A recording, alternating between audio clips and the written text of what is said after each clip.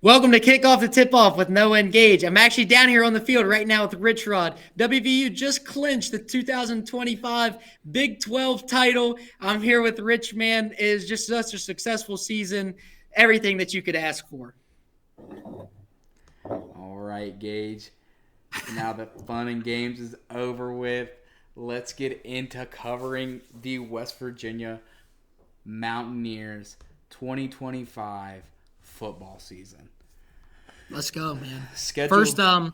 First specific video for WVU football. Yeah, so schedule just released. You can see it here as the background. Released last week. We've actually been meaning to get to this. We recorded this once, didn't like the audio quality that we got. So it's our second run at this one. Just to get into what we think could happen here with the Mountaineers and the schedule. Love that Rich Rod's back. We're gonna have a couple videos geared towards the personnel he brought in and recruits that he's got. So breaking into this, Gage, what do you like when just looking at this schedule? Yeah, right before I hop into the schedule, in typical West Virginia fan fashion, the day that Rich Rod announces he's returning to coach WVU, Bill Belichick announces he's taking and accepting the UNC job. So once again, WVU fans living in the shadow of something else, typical, but we don't care. Yeah, I actually thought this was a very favorable schedule towards WVU. And as we go through here, we've identified 2 swing games and 2 key games, which we'll go into when we reach them. But yeah, I mean, just this episode, we're just going to kind of run through the schedule a little bit. And then further on down the line, we're really going to look into the roster, some of the transfer portal guys that they brought in that'll be key difference makers this year. And maybe, just maybe, some player interviews down the line. Let's hope we can get in contact with the right guys. If anybody has any way to get in contact with any of the players, let us know. We'd love to have a couple on. Big Mountaineers fan, always have been. As you can see that Pat White picture in the background. We've been rocking with them for a while now. So getting into the first game, Gage, how do you see this Robert Morris West Virginia game going? Yeah, so Robert Morris, I hate using the term get-right games for week 1, but this is a get-right game for them in terms of getting the right players on the field starting from week 2 on. I think you'll see in this game the kind of topic of it will be Nico versus Jalen Henderson, quarterback transfer from Texas A&M, SEC, Jay Money. I think you'll see both of them kind of take some snaps in this game, and along with just figuring out the right pieces in terms of a game fitting, I guess what I'm saying, environment. I think you hit that nail on the head there, Gage. Just as simple as, we know the blue and gold game happens every year. It's pretty much an inter squad scrimmage is what you get. It's hard to know what pieces fit where because not all the starters are starting together. Pieces are mixed and matched. So Robert Morris, like you said, not a get right game, but let's see what pieces fit with what and what gives us the best chance to win going further. Yeah, but don't get it twisted, too. Robert Morris has the unfortunate thing of getting their absolute ass whooped in Rich Rod's return in a home game. I can see him this is cliche of me to say this because it's Big 12 versus mid-major. I'm not even sure Robert Morris is borderline Division I.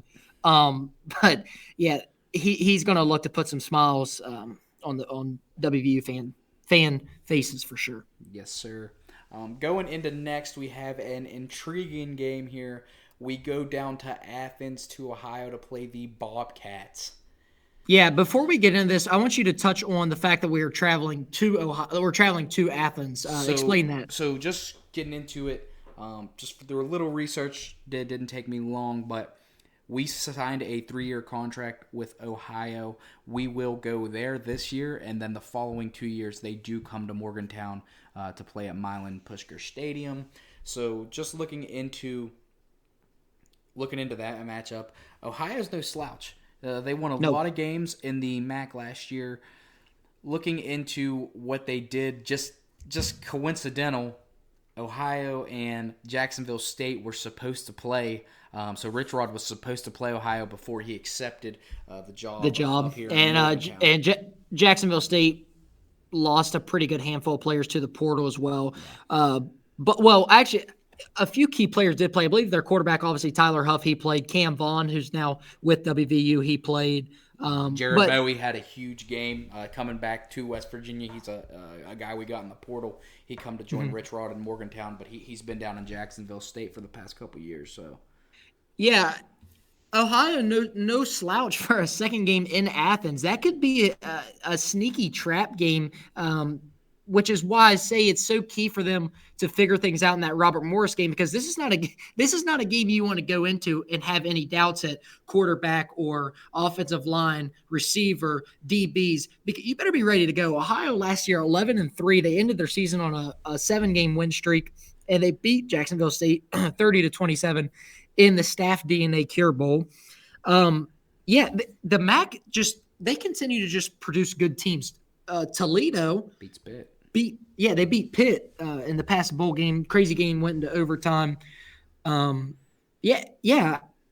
obviously I see a win in this game, but they better be ready to go, man, because I'm telling you right now, it's not a slouch. They're not a slouch. It'd be a sneaky, fun game to go to, Gage, just for fans, just an atmosphere. Because at West Virginia, like you said, we aren't going to a lot of these smaller schools for games, and we're going to Ohio, which isn't that far of a drive from Morgantown. So it'd be great to just get the group of 5 feel for a football game. See what a Saturday is like in Athens, Ohio. I think that'd be a sneaky, fun game to go to as a Mountaineer fan. Yeah, WVU will probably be well traveled for that game, but Ohio, I'm sure as well, will obviously pack the stadium, and yeah, that'd definitely be a fun game to go to. Shout out Scott Mail there. Went to Ohio from Philip Barber High School, our alma mater. Yep. And then here we go, man.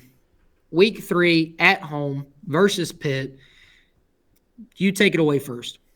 And before we get going, this is obviously does a bear shit in the woods? Yes. Is this a key game that we've identified? Yes. Go ahead, Noah. Yeah, so this is a very pivotal point in what the season could be and what it can be, right? Looking into this, we all know about the history with Rich Rod and what happened at the last time we played Pitt. Don't have the greatest showing, and then Rich Rod leaves to go to Michigan. As far as game goes, this is very serious. Although Pitt did end on, I think, 6 losses, I think, in a row they ended with. I'll get you the exact number. Go ahead. Continue on with your thought. They were undefeated to start the season is all I know, and they dropped multiple in a row. The wheels fell off for sure. And like we mentioned, they lost their bowl game to a mid-major team. They lost to Toledo in their bowl game. So as much as this is a proving ground for West Virginia, this is a proving ground for Pitt too. They need to get on track again to win some games this season, because I don't want to say hot seat, but Narduzzi, after that performance, you start off 7-0 and you lose that many straight. Narduzzi isn't in the job security aisle right now, in my opinion. So this is a place for both coaches to kind of put their name and set it in stone and say, hey, look, I'm here. If you're gonna be something meaningful to this state, you're gonna come through me, and that's something that Narduzzi and Rich Rod have here. Very important game, like you said, key game. I think West Virginia gets it done, and in my opinion, not saying that Pitt's going to have a bad football team this year. I don't think that, but just for a statement game, I think Rich Rod hangs 50. Well, that would definitely be good. And if they hang 50, I'm sure Pat McAfee's going to be shirtless doing cartwheels across the 50-yard line and probably on the mic begging people for forgiveness finally for missing some field goals there. I just – real quick, they started 7-0, and then Pitt went on to lose 6 straight. SMU, Virginia, Clemson, Louisville, Boston College, and then, of course, their loss to Toledo. So do you think that's a game that West Virginia walks through, or do you think that's going to be a very, very close game? It's in Morgantown. If they do lose that game, I'd hate to be in Morgantown, but if they win it, I'd hate to see the Couches. Yeah, close game. I mean, it's hard to dictate that as like a touchdown or more spread, just because the rivalry. I mean, WVU last year had the game in the bag, up 10 with I want to say it was 3 to 5 minutes left in the game, and in typical Neil Brown fashion, found a way to blow, another huge game for the program. So, And I think that's a good point there too. Just bringing up, I hate to beat a dead horse here, but Neil Brown, if he wins that football game, the whole trajectory of that season could have been different, and Neil Brown could still be the head coach. So thanks Narduzzi. for outside listeners, right? Ohio State and Michigan, for people from that state, is about as important as it gets. If you're from West Virginia or Pittsburgh and you root for Pitt, this is the exact equivalent. Yes, sir. So moving on from that, you're heading out to Lawrence, Kansas, week 4 to face Kansas. Kansas coming off kind of a disappointing year. Had a lot of returning talent: Jalen Daniels, Devin Neal, a lot of good receivers too. First away game in conference. Thoughts on that? No. I don't love this game for West Virginia. I don't love that we're opening with Kansas in the Big 12. You're going to come off a high. If you do beat Pitt, if you start this season 3-0, you're coming off a high. You're going into an environment where last year they definitely underperformed, but they had the pieces there where you're like, and I like Leipold. That's their head coach down there, I believe, Lance Leipold. Yeah, I believe so. So he proved, granted, he had Colton Nicky from Penn State at OC, that in the year that they were really good, yes, ranked, that they had a culture. They beat WVU in OT the JT Daniels year. Yeah, they definitely built a culture down there that I was really a fan of. So this is a game where it's a toss-up game to me. I wouldn't go in and say I'm confident West Virginia wins this game. Just as an unbiased fan, not looking at a fan, obvious as a West Virginia fan, I hope they win this game. But I'm going to say they drop this one. First game in the Big 12. I agree. I think especially if we're considering they do beat Pitt, you're looking at a pretty predictable trap game spot traveling to Lawrence. And yeah, I mean, it's so hard to predict this far out in terms of we don't know who's playing and for both teams really. So, but yeah, I don't really like that matchup. First game away in conference for sure. So going into the next week, Utah at Morgantown. So that's something you always love to see when you have a very solid team. Definitely underperformed last year. Big 12 was kind of a whirlwind last year. You got Utah coming into town. What do you see there? Do you like that? You like that game for West Virginia?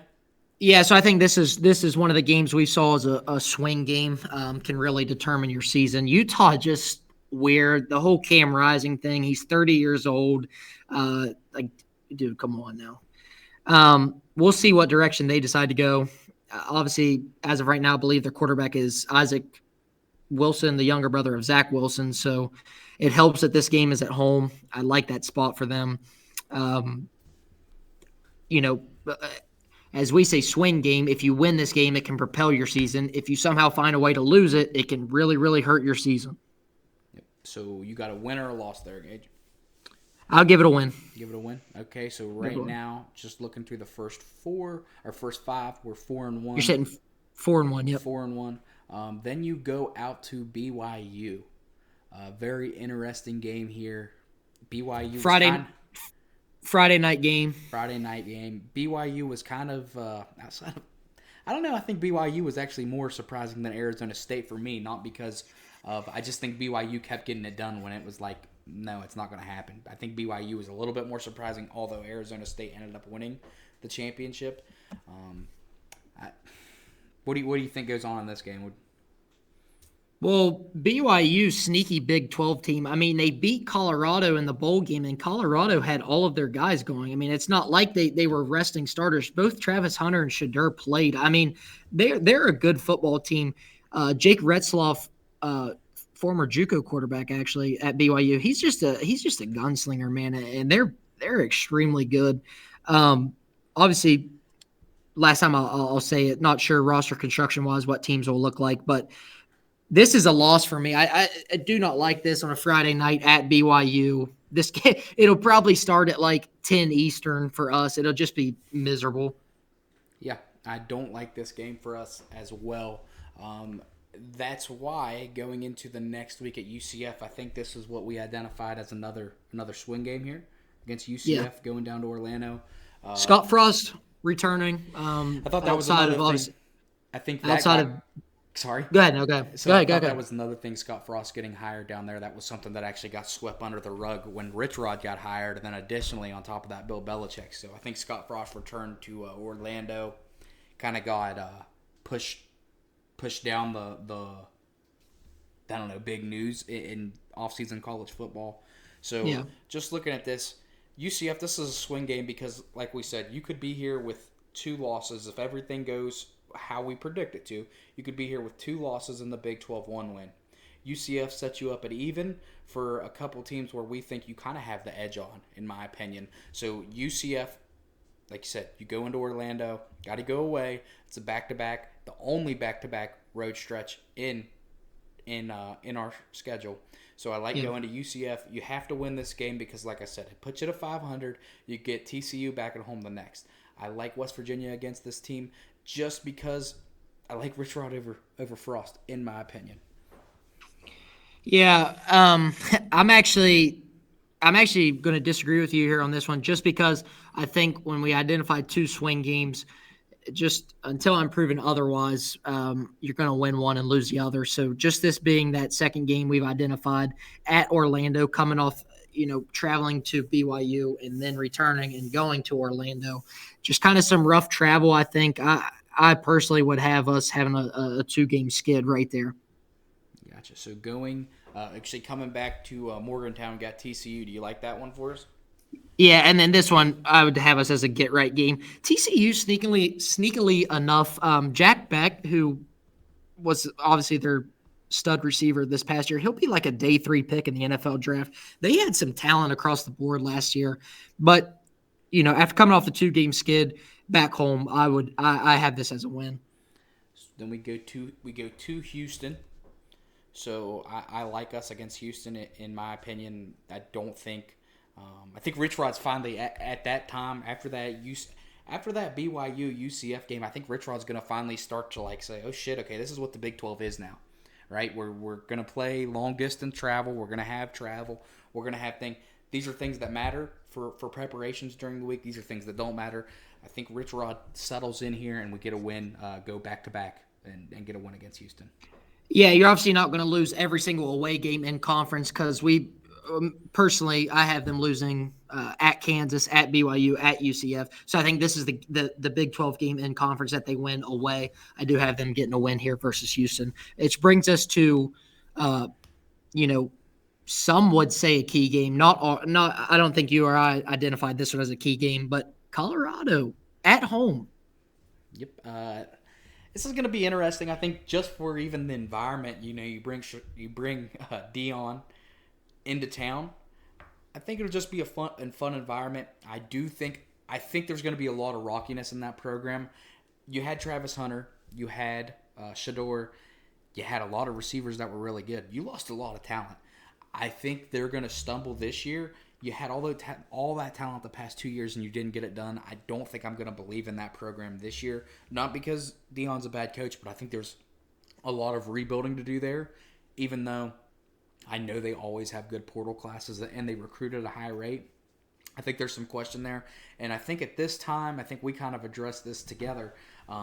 You've got Salter that's coming in from Liberty, and you have a you have a freshman quarterback that's very highly rated that they actually 5-star. Yep, they flipped. Julian Lewis. They flipped late in the season. That's coming to Colorado now, and Julian Lewis. So if you don't get off to that hot start, are you bringing in a freshman quarterback?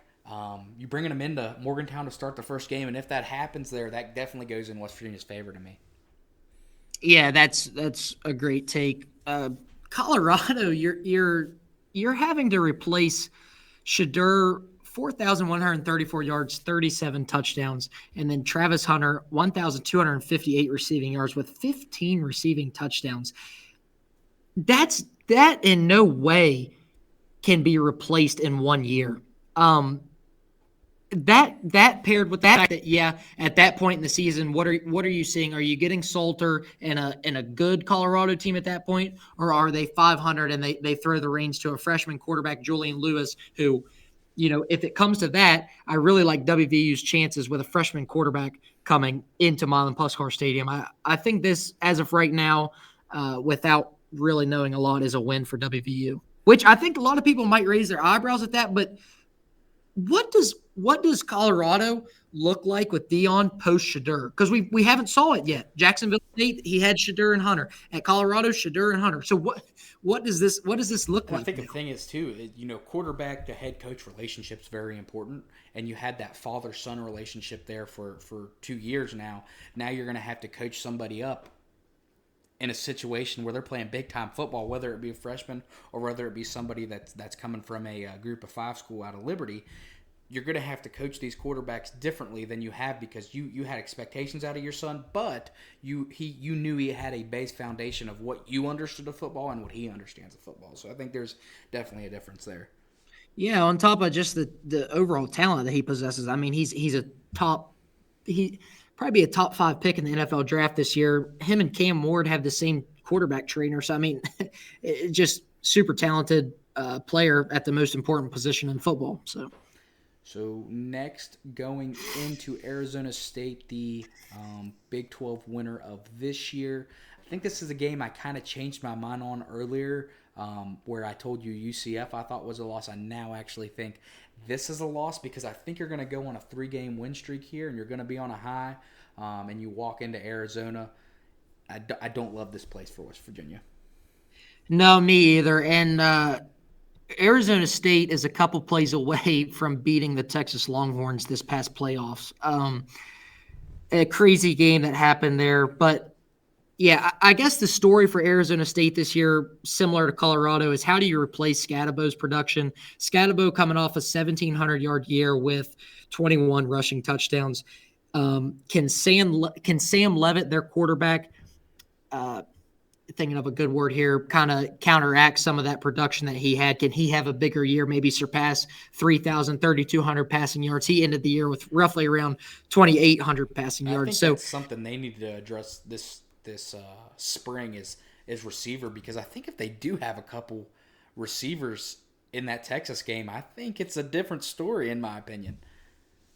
yeah, it easily could be for sure. Yeah, I'm agreeing with you here on this. I just think it's too much. Kenny Dillingham, home game for Arizona State this late in the year, they'll definitely be firing on all cylinders. And coming off that 3-win streak, I have this as a loss. So addressing what we also said, this is the second key game on West Virginia, not only for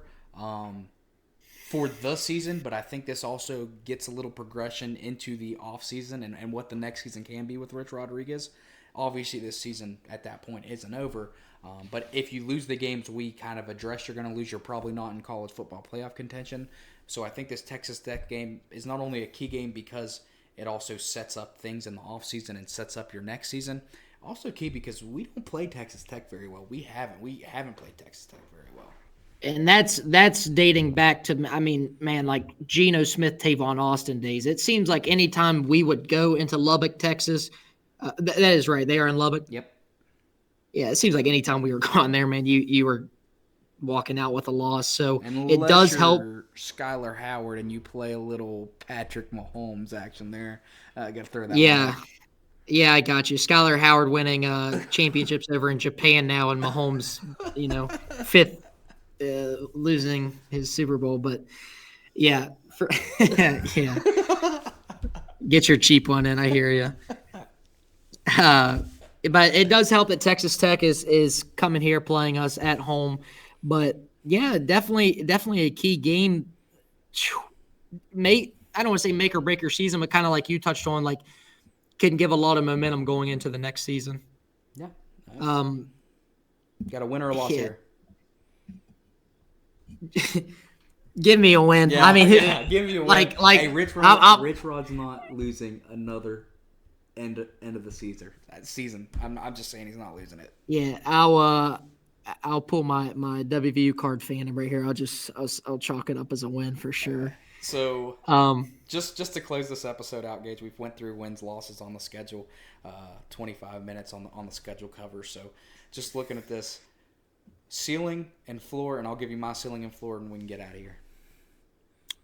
I think your ceiling, your top notch. You're looking at double digit. I think it's right around 10 wins. I think 10 wins is like a really, really, really good year. And then your floor, things go south, which, they could. First year, a lot of new players coming from mid-major schools. So I think your floor is roughly around 5 to 6 wins. So I'm going to go same ceiling. I don't think they win any more than 10. I think if they win 10, it would put them in contention for a Big 12 championship. And then floor, I'm going to go a little bit higher. I think it's 6 to 7 in my opinion, because I don't think the Big 12. I think X's and O's Rich Rod's going to have up on a lot of the coaches in the Big 12, in my opinion. Yeah, and we'll definitely get into roster and coaching stuff down the line. But obviously, Zach Alley, the huge poach from Oklahoma as well. Yes, yes, and there's a lot of Trickett can't come to be an offensive analyst. You got some guys that were formerly in the building, back in the building. I like how the season's looking for us. Just really excited to see a new era, or return of an old era maybe in Morgantown. Yeah, I think a good bowl game is definitely not out of contention in year one, and I think if we can get to a name brand bowl game in year one, that's a really good start to the Rich Rod era V2. And Bring us back to the yeah, Mayo Bowl, baby. yeah, wouldn't mind it for sure. But yeah, bro. I mean, just spot the ball for sure. Spot the ball. All right, we appreciate you guys tuning in and watching. As always, like, subscribe, comment. If you have any questions about any of the players, or you have any players that you want to see on this video, on our videos, let us know. We'd love to get in contact with them. We'll try our hardest to get in contact, see if we can get some meetings with them. Outside of that, Gage, you got anything else to wrap it up? I'm all good, man. Spot the ball. Go Ears.